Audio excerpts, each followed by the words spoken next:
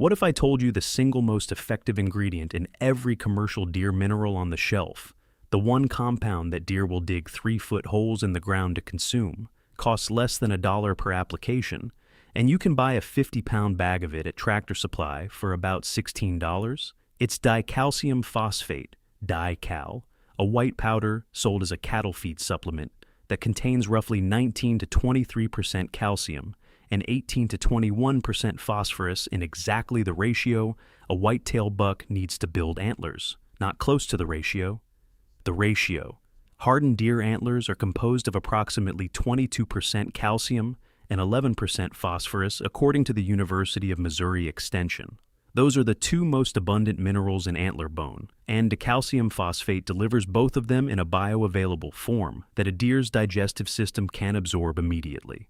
Every commercial deer mineral product on the market contains some combination of calcium and phosphorus as its functional core. The rest is salt for palatability, trace minerals for the label, and flavoring to justify the markup. A 50-pound bag of pure dicalcium phosphate at a farm supply store or co-op runs $15 to $20. Some stores call it feed phosphate instead of dicalcium phosphate. Same product. If the feed counter doesn't know what you're talking about, ask for the cattle mineral supplement with 18 to 21% phosphorus. That's dical. It's been on farm co-op shelves forever. The people buying it are dairy farmers. The people who should be buying it are deer hunters. My wife asked why I had 150 pounds of cattle supplement in the garage. She said the deer eat better than we do. She's not wrong. You're getting twice the weight at half the price, and the active mineral content is higher because it's not diluted with 50% salt. I'm not the first person to figure this out. A poster on the Michigan Sportsman Forum called dical, the most important ingredient in any mineral mix. A deer nutritionist on the Deer Builder Forum, who designs commercial formulas, confirmed that dical is the functional core of nearly every product he's helped develop. He stressed that particle size matters. Purer, cleaner sources get better consumption. If you can find purified or feed-grade dical at your co-op, it's worth an extra $1 per bag. An Archery Talk poster shared his trail camera data. Before putting out a dical mix, he got 16 photos in a week. After putting out the same mix at the same camera, he got 118 photos in a week. Same property, same camera, same time frame. The only variable was the mineral. Today I'm going to walk you through the biology of why deer crave this specific compound at a level that nothing else matches. The exact recipe that a Missouri Department of Conservation agent passed around to hunters in the early 2000s that's still the gold standard, and the application method that turns a pile of white powder into a mineral site that deer will visit daily for years. Here's why dicalcium phosphate works at a level that corn, salt, or commercial attractants can't match. Every spring, starting in late March, a buck begins growing antlers. Antlers are the fastest growing tissue in the animal kingdom. A mature buck can add 1.5 inches of new bone per week during peak growth, which means he's producing over 200 inches of mineralized bone in roughly 120 days. That growth requires enormous amounts of calcium and phosphorus, far more than the buck's daily diet can provide, even in the best habitat. So, the buck's body does something remarkable. It strips calcium and phosphorus from its own skeleton, primarily from the ribs and other flat bones, and redirects those minerals to the growing antlers. Scientists call this cyclic physiological osteoporosis. The buck gives himself temporary bone loss to build his rack. By midsummer, his ribs are measurably less dense than they were in winter. He's running a mineral deficit that has to be replenished before winter, or his skeleton enters the next growth cycle already depleted. Research using radioactive calcium tracers confirmed this directly.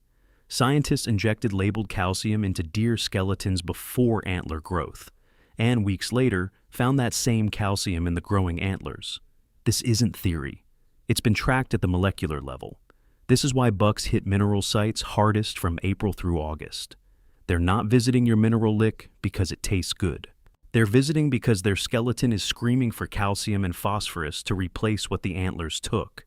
That craving peaks in May and June when antler growth is fastest, then tapers through July and August as antlers harden. By September, the craving drops sharply. A Bowsite poster with decades of experience confirmed this. Heavy daily use April through Labor Day, then visits drop off once September hits. The craving is physiological, not behavioral. A buck at a mineral site in June isn't making a choice. He's responding to a biological signal as strong as hunger or thirst. That's the difference between a mineral lick and a pile of corn. Corn is a food preference. Dicalcium phosphate is a physiological need. You can compete with a preference by offering something else. You can't compete with a need. That's why mineral sites outperform corn piles in trail camera surveys every single spring. The corn is optional. The mineral is mandatory. A buck will walk past corn, past acorns, past a food plot, to get to a mineral site that's delivering the calcium and phosphorus his depleted skeleton is demanding. Mississippi State University's Deer Ecology and Management Lab specifically recommends a homemade mineral supplement using 2 parts dicalcium phosphate and 1 part mineralized salt for areas with phosphorus-deficient soils, which includes most of the southeastern coastal plain and large portions of the Midwest. The National Deer Association confirmed that calcium at 19% and phosphorus at 10% are the 2 most abundant minerals in whitetail antlers, with a University of Georgia study detecting 11 different minerals total. But calcium and phosphorus are the foundation. Everything else is secondary. That mineral biology is what I organized into the Buck Hunter's Bible, along with 76 other tricks, each with the science behind it. 90 pages covering scent control, stand placement by terrain, all 3 rut phases, and a chapter of old-timer methods that were standard practice for decades. There's a pre-hunt reference card at the back you can print and take to the stand. Links in the description below this video, or if you're watching on a TV, pull out your phone and scan the QR code on screen. All right, the recipe. The recipe I use is the one that a Missouri Department of Conservation agent distributed to hunters, and that's been circulating on forums like GON, Missouri Whitetails, and Michigan Sportsman for over 20 years. 1 part dicalcium phosphate, 2 parts trace mineral salt, 1 part stock salt. Use a 3-pound coffee can as your measuring scoop. 1 can of dical, 2 cans of trace mineral salt, 1 can of stock salt. Mix together when you're ready to use, but keep the components separate during storage. Pre-mixing in 5-gallon buckets with lids works fine for the season. That's it. Total cost for enough mineral to run 4 to 6 sites for a full season, about $45 to $55 for 3 50-pound bags. A comparable amount of commercial deer mineral would cost you $150 to $250, depending on the brand. Now, the Missouri recipe is the classic, but a variation I like better comes from a hunter on the Bow Site Forum who'd been running mineral sites for over 20 years. His recipe swaps the stock salt for powdered molasses. 1 50-pound bag of dicalcium phosphate, 1 50-pound bag of trace mineral salt, and 1 50-pound bag of dried granular molasses. The molasses adds a sweetness that dramatically increases initial attraction. Multiple forum posters confirmed that deer will go crazy for powdered molasses by itself. So, when you combine it with the mineral they need physiologically, you get both the attraction and the nutritional draw working together. A poster on the Deer Hunter forum described putting this mix on a rotten stump and having deer dig a 2-foot hole under it within a single season. The Bow Site poster who recommended it reported his deer were still digging at his sites later in the year than he'd ever seen with any other mineral, which tells me the molasses was extending the attraction window beyond the normal April through August mineral craving period. The molasses gives deer a reason to visit in September and October, when the mineral craving has faded, but the sweetness is still appealing. It bridges the mineral season and the hunting season. Application is where most guys lose the benefit. The number 1 mistake is putting mineral on top of the ground and walking away. Rain washes it off, it disperses into the grass, and within 2 weeks there's nothing left for the deer to consume. Here's how to do it right. Pick a spot near a trail intersection or a known travel corridor, at least 100 yards from your hunting stand, if your state requires a distance buffer between mineral sites and hunting locations. Dig a bowl-shaped hole 6 to 8 inches deep and 2 to 3 feet across. Leave most of the loose dirt in the hole. Pour in several gallons of water and mix the dirt to a thick mud consistency, like bricklaying mortar. Now, dump your mineral mix into the wet mud and stir it together with a stick or your boot. The minerals bind to the clay and soil particles instead of sitting on the surface where rain washes them away. The deer consume the mineral by eating the mineralized soil itself, which is how they use natural mineral licks in the wild. They're not licking a block. They're eating dirt that contains the minerals they need. The National Deer Association showed that granular minerals in soil produce significantly higher consumption than blocks. Blocks limit the deer to licking the surface. Granular lets them eat mineralized dirt by the handful. That's how natural mineral licks work, and it's how yours should work. This method, the wet hole application, is what creates those knee-deep depressions you see at established mineral sites. The deer keep coming back and pawing deeper into the soil because the minerals have leached down into the ground over time. A site established this way will produce for years with minimal maintenance. Refresh it once in spring and once in midsummer with a few pounds of fresh mix stirred into the hole. I have a site that started the size of a bushel basket 4 years ago. It's now over 4 feet across and more than a foot deep. The minerals leach deep enough into the soil that the deer keep digging to reach them.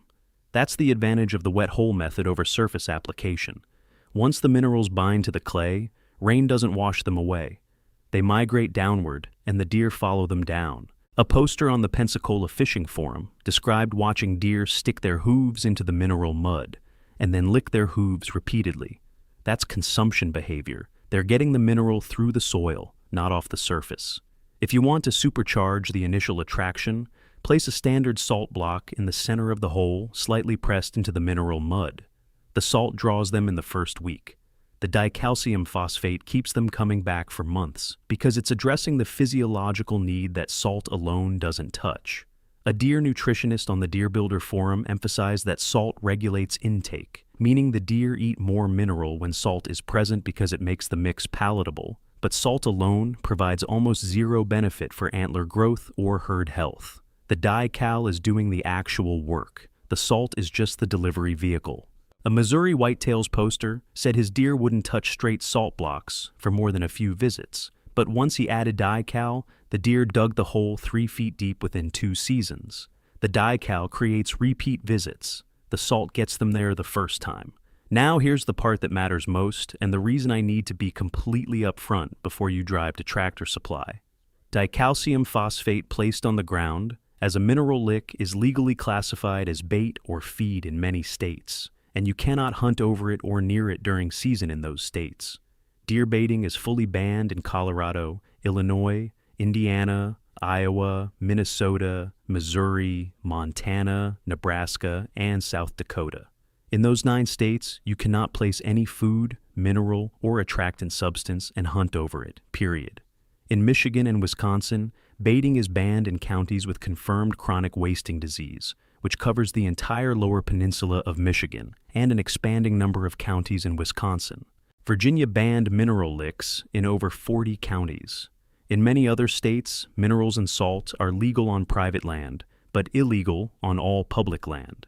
In a few states like Minnesota, even salt and minerals without food additives are banned in CWD management zones, which means dical is completely off the table in those areas, regardless of how you frame it.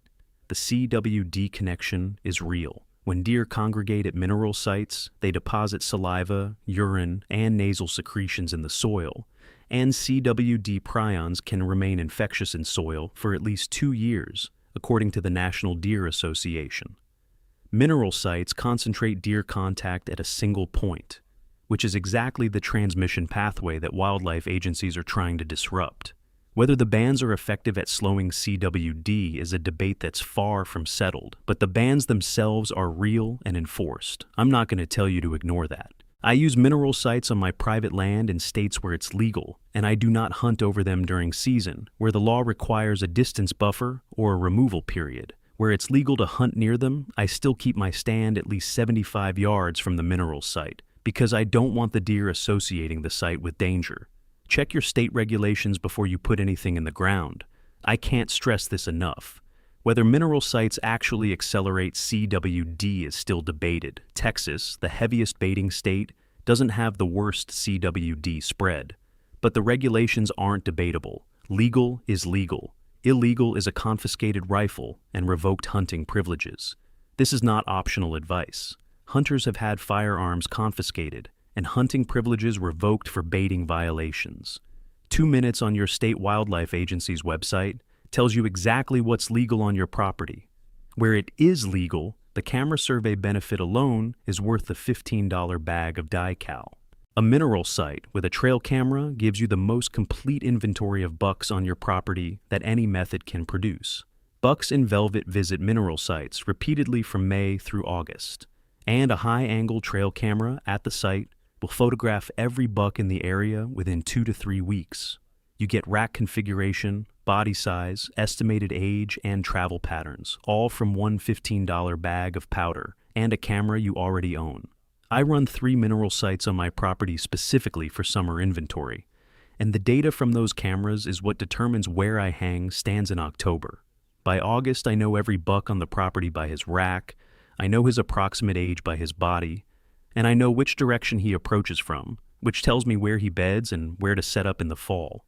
An Archery Talk poster described the same approach. His mineral site went from a handful of photos to over 100 in a single week once he put out the dical mix. A bow site poster with 25 years of experience running mineral sites said his deer hit the sites daily from April through September, and he used the summer photos to plan his entire fall strategy.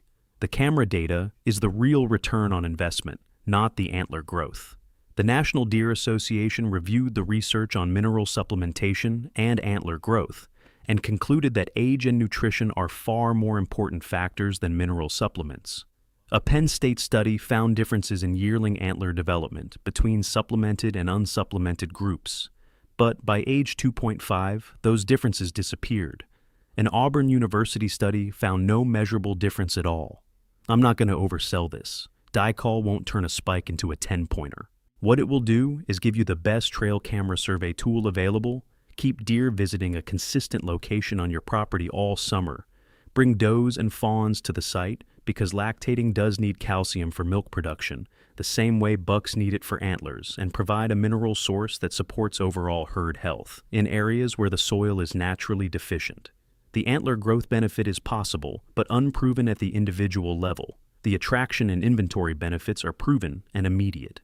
Everything in this video, plus about 60 more field-tested techniques, are in the Buck Hunter's Bible. It's the field reference I keep going back to, because every trick has the reasoning behind it. Scent chemistry, mineral biology, stand placement by terrain, rut phase tactics, and a full chapter of old-timer methods. There's a 1-page reference card at the back that fits in your pack. 2 years of testing went into it, and it's in the description below. Point your phone at the QR code on screen if you're watching on a TV. A 50-pound bag of dicalcium phosphate at Tractor Supply or your local farm co-op. A 50-pound bag of trace mineral salt. A 50-pound bag of dried granular molasses if you want the best attraction. Dig a hole, mix it with wet soil, drop a salt block in the center, and hang a camera. Total investment. Under $60 for enough mineral to run half a dozen sites for a full year. The commercial deer mineral companies are selling you the same calcium and phosphorus in a smaller bag with a deer on the label for 4 times the price. The deer at my place doesn't read labels. He doesn't care what's on the bag. He reads mineral content. And the mineral content in a $16 bag of dical is higher than what's in the $35 bag with the camo packaging. The guys at the farm co-op don't know why hunters keep buying cattle supplement. They just know the dairy section moves faster in April than it does in January.